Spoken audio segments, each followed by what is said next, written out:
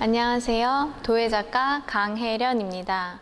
이번 작품에서는 한국 전통 건축 양식에서 나타나는 공예적 요소인 와당과 전통색인 오방색을 결합하여 도자 조형 작품으로 재해석하려고 합니다.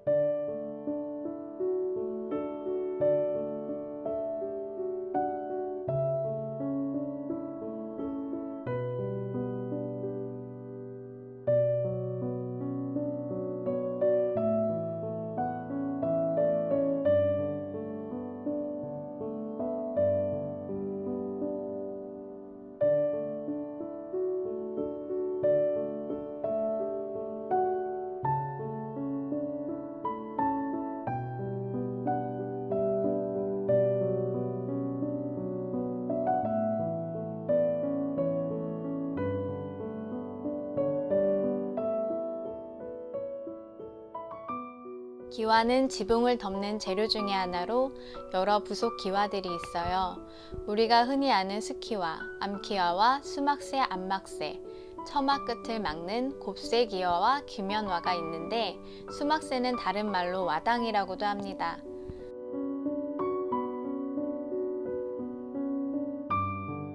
이번 작품의 주제인 와당, 수막새라 하면 떠오르는 이미지가 있을 거예요.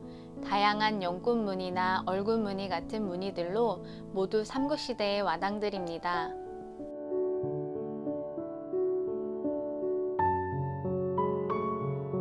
고구려는 연꽃잎이 낱개로 분리되어 있어요. 그리고 꽃잎이 얇고 뾰족한 느낌을 주는데 이는 고구려의 미감으로 해석된다고 해요.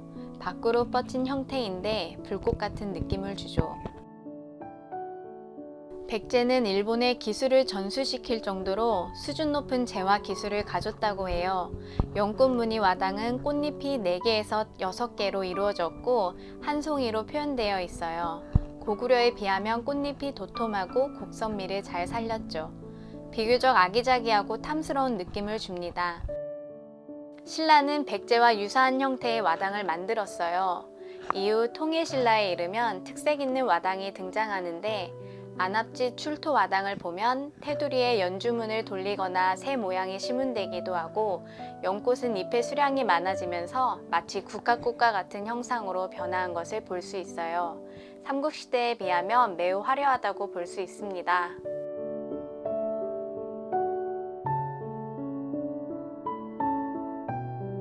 또한 신라의 미소라 일컬어지는 얼굴무늬 수막새가 대표적인데 매우 특수한 무늬라고 볼 수 있어요.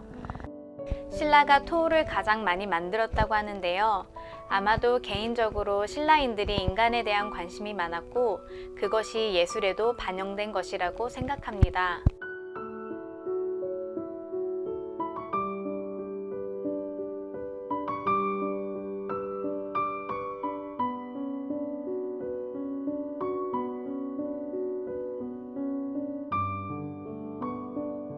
와당은 여기서 일단락 짓고 이번엔 오방색을 살펴보겠습니다.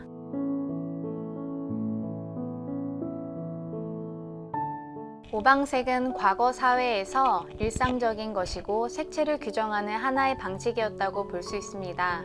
우리나라에서 이러한 체계를 정리한 것은 조선시대에 이르러서이며 이황의 태극도설에 잘 나와 있습니다. 오방색은 오방정색과 오방간색으로 나뉩니다. 10가지 색을 기본으로 단청을 꾸미고 여러 장식에 응용했을 것이라 봅니다.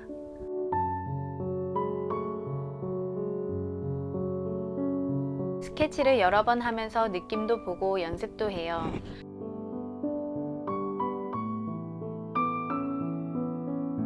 여러 번 반복해서 연습하는 게 중요해요.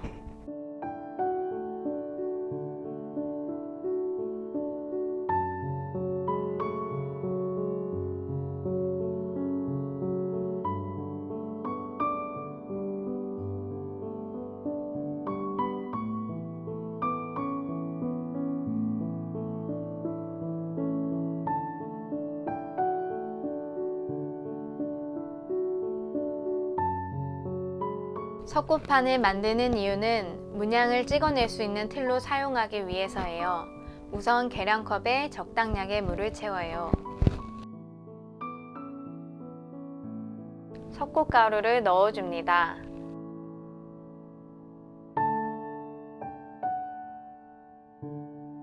조금씩 흔들면서 가능한 고르게 흩어 뿌려 넣는 식으로 물에 넣어줍니다.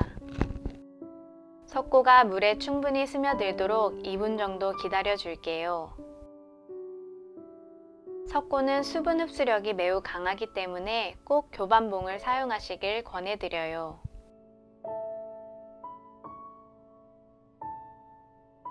저을 때는 뭉침 현상 없이 잘 풀어지도록 골고루 한 방향으로 천천히 저어 주어야 해요.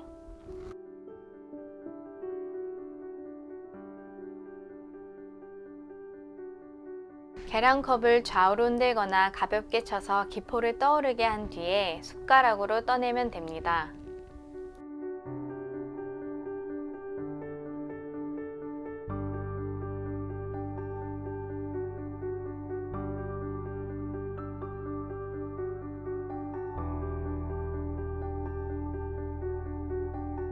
이제 서서히 석고의 물기가 사라지면서 굳어가기 시작합니다.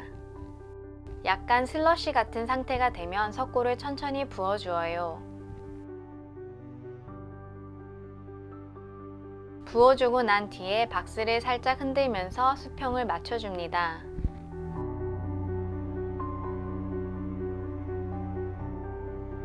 경화가 시작된 후에는 석고가 뜨끈뜨끈해져요.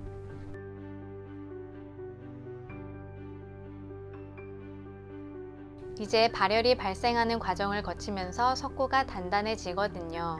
넉넉히 25분 정도 지난 후에 박스에서 분리시켜주면 돼요. 하루에서 이틀 정도 석고가 단단히 굳을 수 있도록 건조해주면 됩니다. 단단히 굳은 석고판이 준비가 되면 그 위에 연필로 와당 문양을 스케치합니다. 그리고 다양한 도구들을 이용해 석고판에 음각으로 문양을 새겨줍니다.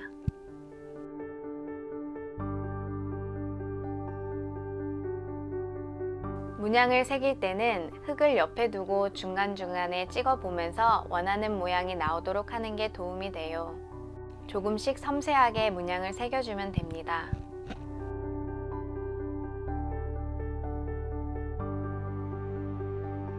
이번 작품의 주 재료가 될 색소지를 만듭니다. 색소지는 색깔 흙이라고 생각하면 되고요. 원하는 오방색의 5가지의 안료를 소지와 반죽을 해주면 돼요. 일반적으로 사용하는 백자토나 청자토가 아닌 페이퍼 클레이를 사용할 거예요. 페이퍼 클레이를 사용하게 된 이유는 일반 도자 소지와 다른 페이퍼 클레이만의 종이 느낌이 나는 촉감도 좋고 완성되어 나왔을 때 독특한 질감 표현이 좋아서예요.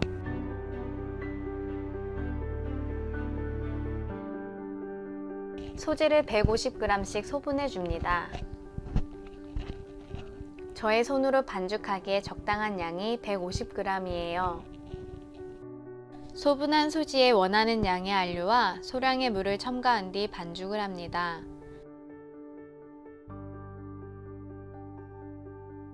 안료와 소지의 비율이 중요한 거예요.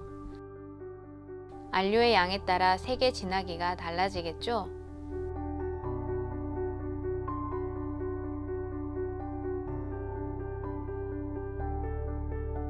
이제 작업에 쓰일 데이터를 가지고 색소지를 반죽해 줍니다.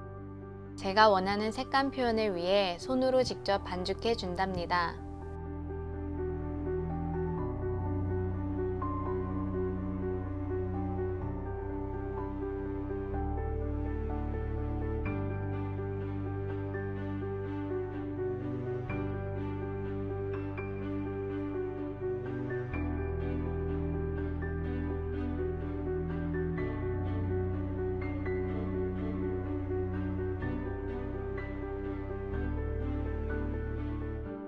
반죽이 다 되면 소량으로 담아줍니다.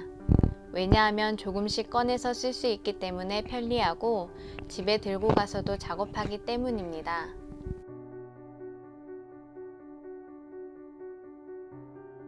오랜 시간에 걸쳐서 반죽이 완성되었습니다. 이 정도면 한 색깔마다 수천 개의 와당 문양 조각들이 나올 거예요.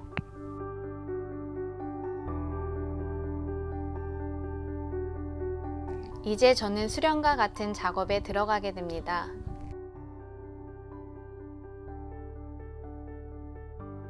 문양을 찍어야 하는데요. 5개의 색깔별로 약 2,000개의 문양을 찍어야 하기 때문입니다.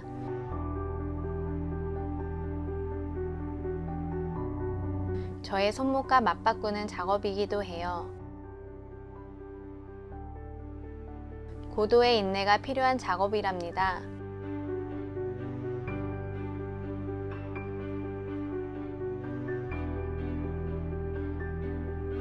생각이 비워지는 명상과도 같은 체험을 하실 수도 있답니다.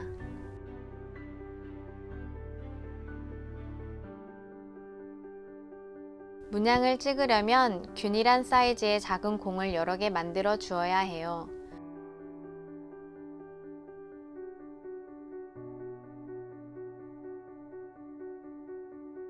반죽이 잘 된 소지의 일부분을 떼어낸 다음 길게 흙가래를 밀어줍니다. 그리고 칼로 원하는 양을 가능한 일정한 양으로 잘라줍니다.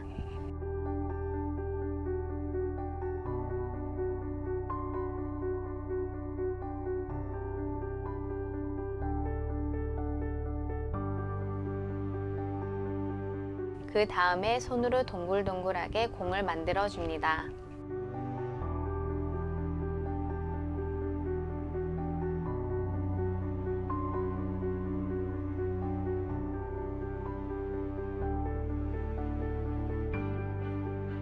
석고판에 새긴 문양 위에 색소지 공을 올려 손바닥으로 눌러줍니다. 손목을 약간 굴려주는 느낌으로 눌러주어야 문양도 골고루 잘 찍히고 석고판에서도 잘 떨어진답니다.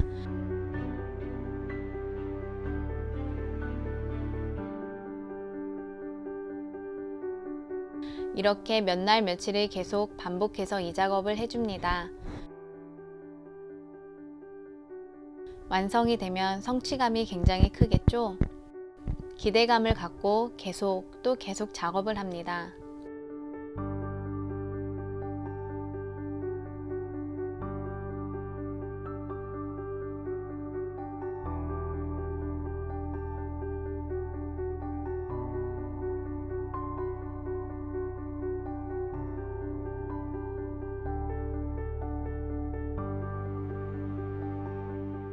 건조가 다 된 문양 조각들을 한데 모아 가마에 넣어줍니다.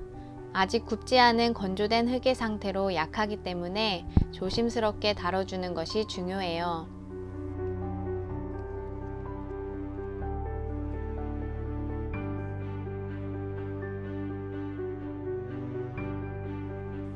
저는 바로 재벌 온도로 소성해 줄 거예요.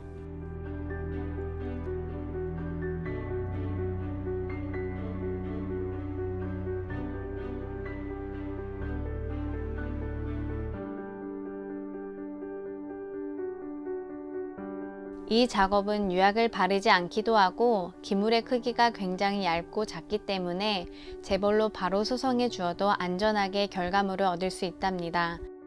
소성이 다 된 문양 조각들을 가마에서 다 꺼내어 색깔별로 준비해 둡니다.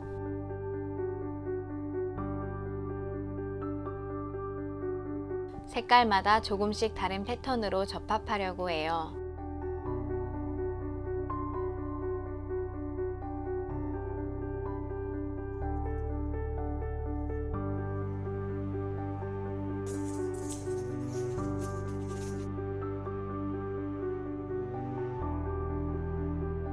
와장의 문양이 잘 보이도록 눕힌 형태로 접합하기도 하고 부분적으로는 세워서 접합해요. 접합하는 각도에 따라 느낌이 많이 달라져요. 접합할 때는 투명 실리콘을 사용해요. 실리콘은 마르는데 시간이 좀 걸리기 때문에 접합을 해놓고 하루 정도는 완전히 굳을 때까지 기다려야 해요. 하나하나 정성 들여 열심히 붙여줍니다. 접합까지 완전히 마무리가 된 작품이 보이시나요? 제대로 다 완성이 된 것 같죠? 그럼 이제 작품을 스튜디오로 옮기도록 할게요.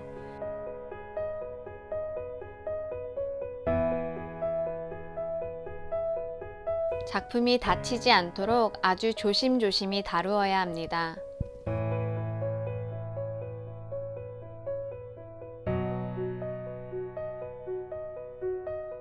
이번에는 작품 사진 촬영과 영상 촬영을 동시에 진행하게 되었습니다.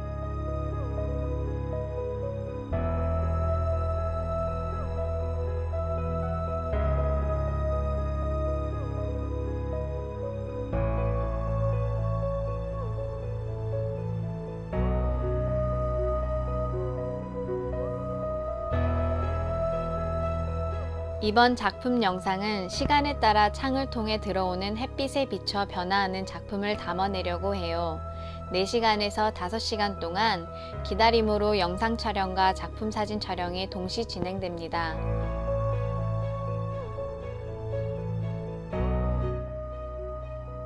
모든 촬영이 멋지게 끝났습니다.